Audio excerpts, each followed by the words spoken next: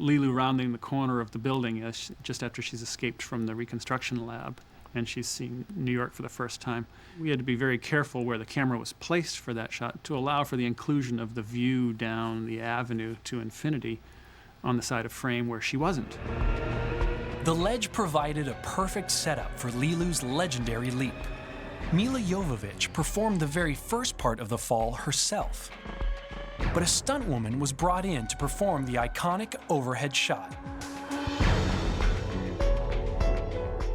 Well, I think Luke's idea was that when Leeloo jumps, that time slows down. It's this sort of magical moment.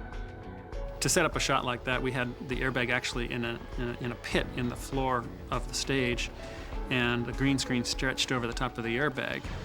We had a camera mounted to a rafter of the stage, using as much height as we could. And that I happened to be the operator that was on the camera that was shooting the master shot, the down shot.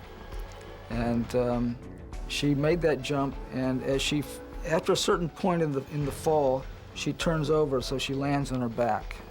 Everybody at the exact moment of impact all let go of the green screen so that it would collapse into the airbag and safely let her fall and absorb the shock. The look on her face was ecstatic because she knew she'd nailed it. And I knew from looking through the camera that she'd nailed it. But unlike the stunt girl, Leeloo just keeps on falling.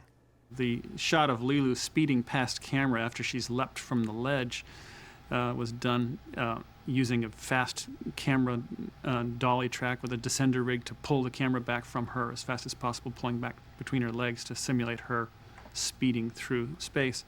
But in fact, once we tried to cut that in, we realized that her action was too dead to justify that moment in the film. So we sneaked in a little digital Leeloo for that moment as a replacement for that which had been photographed.